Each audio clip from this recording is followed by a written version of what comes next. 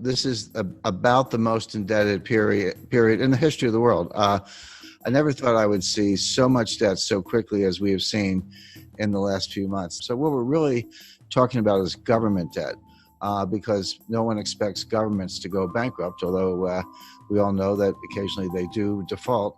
We've seen many cases of that, but certainly not the United States or the UK or Spain or France.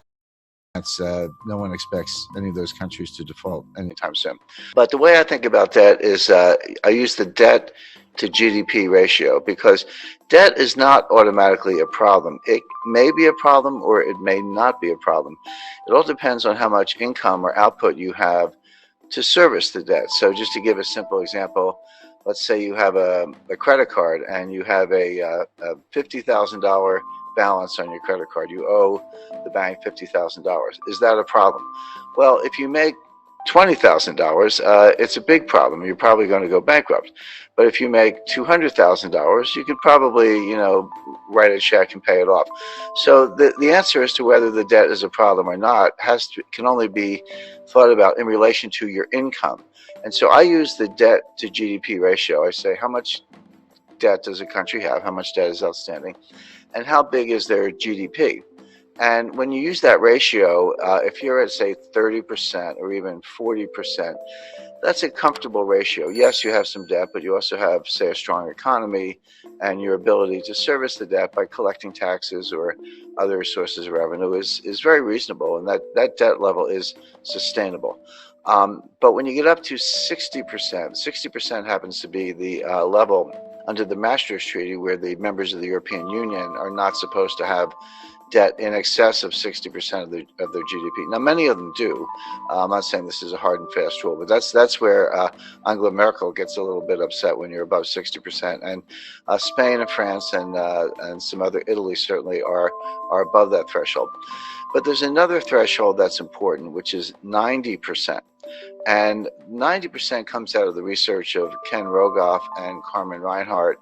And what they've shown in developing markets, developed markets throughout the 20th century, recently, in the distant past, no matter where they look, once a country gets above 90% debt to GDP, a couple things happen. Number one, debt is no longer productive. The idea of borrowing is I'll borrow $1.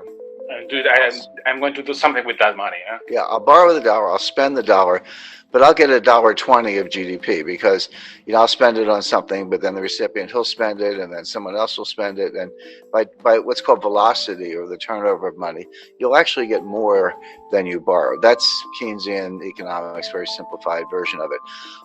But what Rogoff and Reinhart have shown is once you get past 90%, that's no longer true. You borrow $1 and you spend $1, but you might only get 90 cents or 80 cents of GDP. In other words, you reach a point where you cannot borrow your way out of debt. You cannot borrow your way to get enough productivity to get out of debt.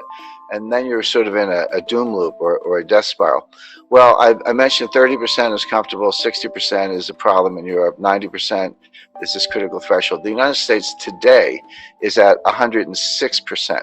But we are very rapidly moving to 120%. When you take the additional $5 trillion of new deficit spending that the Congress has approved and put that on top, and bear in mind, the GDP has gone down, right? So your denominator is shrinking, your numerator is going up, which means the fraction is going up, and now the debt is well in excess of 100%. It's actually coming into 120%. So all of a sudden, the United States starts to look like Italy, or for that matter, Lebanon or Japan, which is the highest of all. Now, the modern monetary theorists, MMT, modern monetary theory, whom I completely disagree with. I know a lot of them. I know Stephanie Kelton. She's a big brain. She's one of the thought leaders. She has a new book coming out. They say, so what? They say it doesn't matter. That you can take your debt to GDP ratio to not only 100%, but 200%, or in theory, even 300%. It just doesn't matter for two reasons. Number one, you can always print the money to pay off the debt. By the way, everything I'm talking about does not apply if you're borrowing in a different currency. If you're Argentina and you print pesos, but you're borrowing in dollars, that's a problem because you can't print dollars. But of course, the United States can print dollars. The ECB can print euros. Bank of Japan can print yen. And if that's the currency of your debt, just print up the money. What's the problem? And they have other solutions. If inflation starts to take off, just raise taxes. I'm not so sure about that.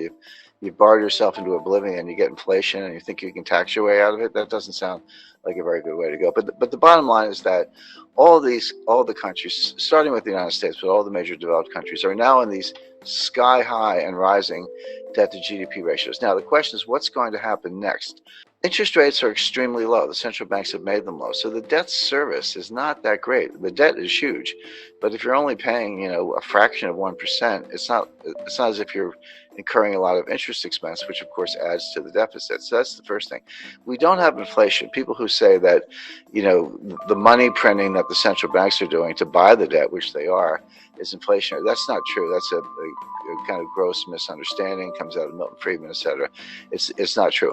What does cause inflation is velocity, which is the turnover of money. People lose confidence in money, and they spend it, and someone else gets it, and they spend it. Everyone's spending it because they want to run into hard assets, land, gold, silver, fine art, real estate, etc., or just buy a car because they think the price is going up, or a refrigerator, whatever it is. If you get that kind of velocity, inflation can happen very quickly, and we saw this in the late 1970s. So the real warning is not that any of these countries are going to default on their debt. They're not going to default on their debt because they can print the money. The danger is inflation. Now, if you said, do I see inflation right now? Absolutely not. We're going to see deflation, which is a different kind of danger. Deflation causes debt defaults because Japan has been trapped into that for 30 years. Yeah, and Japan's been in a depression, in my view, since 1990. My view, the U.S. has been in a depression since 2007. We're in our second lost decade. Japan's entering their fourth lost decade. But it's as if all the countries in the world are getting more and more like Japan. I had a meeting with Sakakibara-san. He was very famous in the 1980s. He was known as Mr. Yen. He was an assistant finance minister in Japan, but he was called Mr. Yen. But very smart guy, very nice guy. And I confronted him on this. I said, Sakakibara-san, your debt keeps going up, and your debt to GDP ratio is sky high, and your GDP is kind of flat. And he said, yes, but you're missing one thing. He said, our population is going down, which is true. So on an overall basis, they're flat, but on a per capita basis, their GDP is actually outperforming. So I said, so the logic of that is someday there'll be one person left in Japan, and she will own the entire country and be the richest person in the world.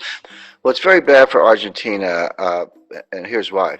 If you, or Chile for that matter, if you borrow in dollars, and then we have deflation, what does that mean?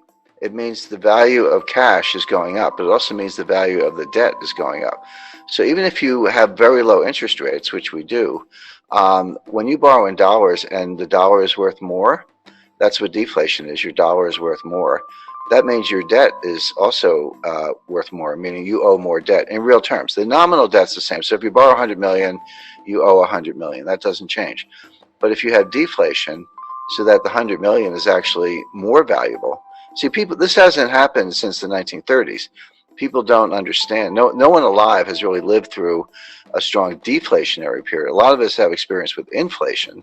We had it in the United States in the late 70s, and you're right, Argentina's had it on multiple occasions, and we can name other countries. People have a sense of what to do in inflation, but no one alive has experienced serious deflation since the 1930s. And if you did, you're 95 years old today. So people don't really understand it. But one of the things it does, it makes the real value of debt go up. So in real terms, you owe more money.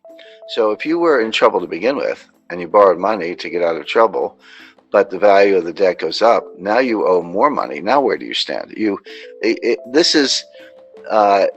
may not show up in interest payments, but every dollar becomes more and more difficult to get. The dollar's worth more. So what it means is that you see a strong dollar. Now, your local currency could be weaker against the dollar. That's true. That could help exports. It could help tourism. So there's no tourism right now.